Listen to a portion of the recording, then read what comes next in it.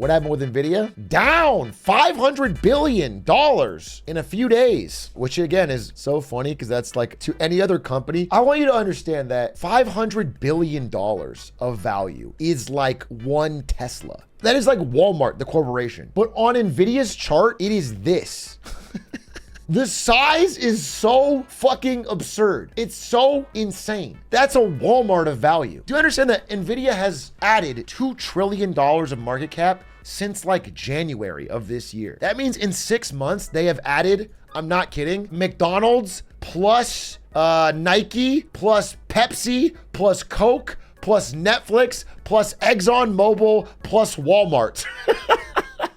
That is how much bigger NVIDIA has gotten this year. It is unheard of historically. I mean, it's the speed of that level of growth. If nothing screams bubble to you, then nothing ever will. We'll see whether this holds. There's no telling whether this little dip holds, but if it is, I top ticked it. I will say I'm not the only one because I looked at it and insider selling of NVIDIA is at like a fever pitch. I mean, not just Jensen, like all the execs are dumping, bro. If the AI bubble pops, what happens to NVIDIA? NVIDIA's a great company. Here's one thing I'll say. I think Jensen Huang is the best CEO out there today. Got a sick leather jacket, actually knows what he's talking about, actually has engineering background, actually did not come from like the finance side. And, you know, I think he's great, but they're riding a bubble, dude. It's a bubble, in my opinion. That's my opinion. So I don't think NVIDIA will go anywhere, but I think, like Cisco didn't go anywhere. I think it's going to have to come back down to earth a little bit on price. Yeah, I saw that video of Jensen signing the woman's boobs. He's a rock star now. It's so crazy, dude. When I joined NVIDIA, no one in my family or extended family had ever even heard of the company. No one had heard of it. And now it's the biggest company in the world. He's signing boobs. That's crazy. That's crazy. That was the week I sold, yeah. No, I'm not recommending puts. I have no idea.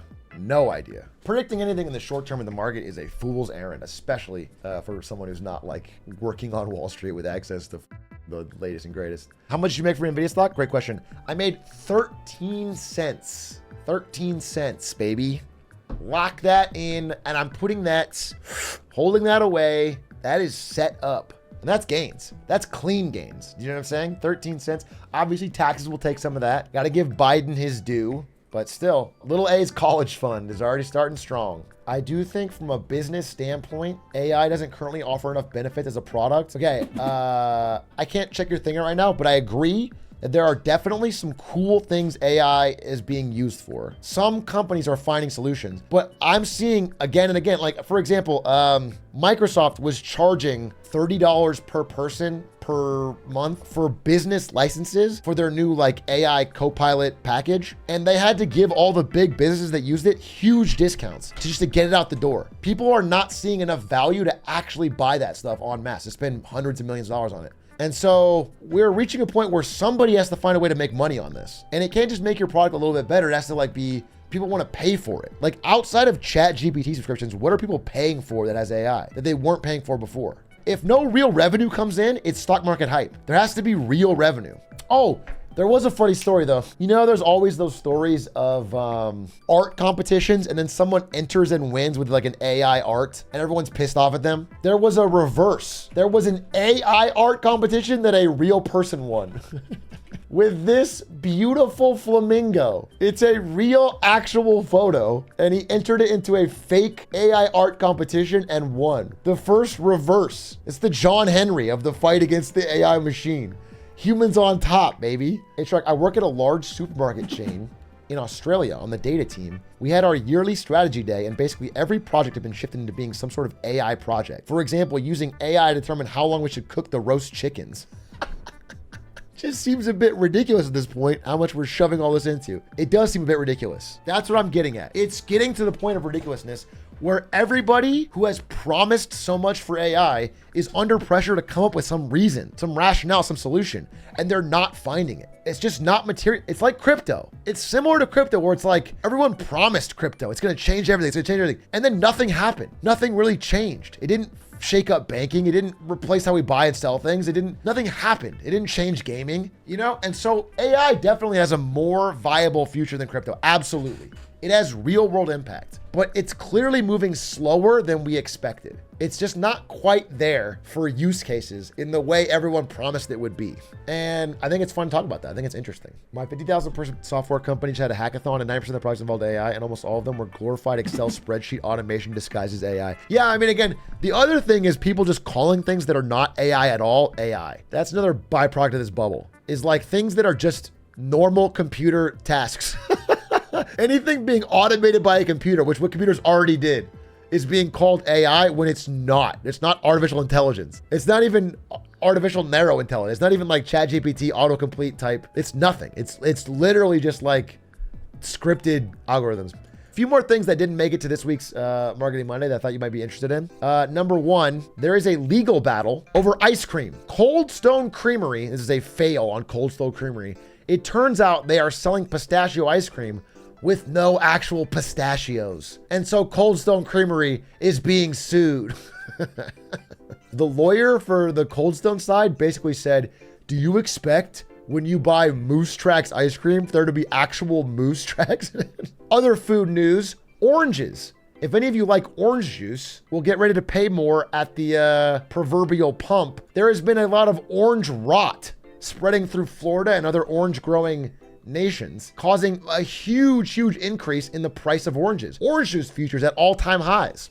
Disease and extreme weather have combined to jack up the price of orange juice. And because people don't want to pay more for orange juice, one thing you find out when you're researching shit for Marketing Monday is that there is a real thing called the International Fruit and Vegetable Juice Association, and that it has a president named Keys Cools. This exists. This guy thinks about fruit and vegetable juice all the time and talks about it and gives interviews.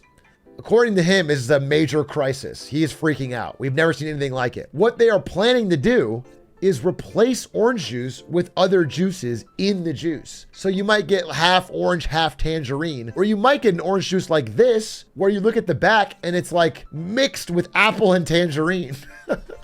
So it all comes back to apple juice. Again, we are getting apple juice mixed with our juices again. Pretty soon, every goddamn juice we buy or smoothie is gonna be apple juice. You can't get away with it. And then one more food story I wanted to give. I don't have any slides for this, but Joey Chestnut was banned from the Nathan's hot dog eating competition, where he is the all-time, legend. He was banned because he took a vegan hot dog sponsorship. He wasn't going to eat them on the day, but he had a sponsorship. And Nathan's didn't want that. They wanted to maintain the integrity and basically promote Nathan's. People were pretty pissed off because they love Joey Chestnut. So in response, in what I'm calling a massive marketing dub, Netflix is launching their own special high-end Joey Chestnut versus Kobayashi face-to-face off live in-concert hot dog eating contest. They're going to simulcast it across hundreds of millions of Netflix accounts globally and make it the biggest hot dog deal. I just want to say I'm very impressed because that was quick how they jumped on the opportunity and used it to make a big splash and a big marketing buzz for free. It's impressive. It's impressive. It's smart by Netflix. I just think it's really cool. So I give that a win as well. Glizzy hands. Oh my God. Glizzy hands. Scale myself. And again, we've all shit on Netflix for many reasons, I'm sure, including the continual price increases. But I have to say, as time goes on, Netflix being the only streaming service, the only one that has figured out how to be profitable, is pretty impressive. Netflix is, again, the only one that can make any money off streaming. Everyone else, Disney Plus, HBO, they all lose money. And so for Netflix to be on top, number one subscribed and profitable, they're doing something right. I have to give credit where it's due. It's something. Anyway, those are some of the bonuses. The other ones I actually could save for a future Marketing Monday because they're more evergreen. But that's that. I hope you enjoyed.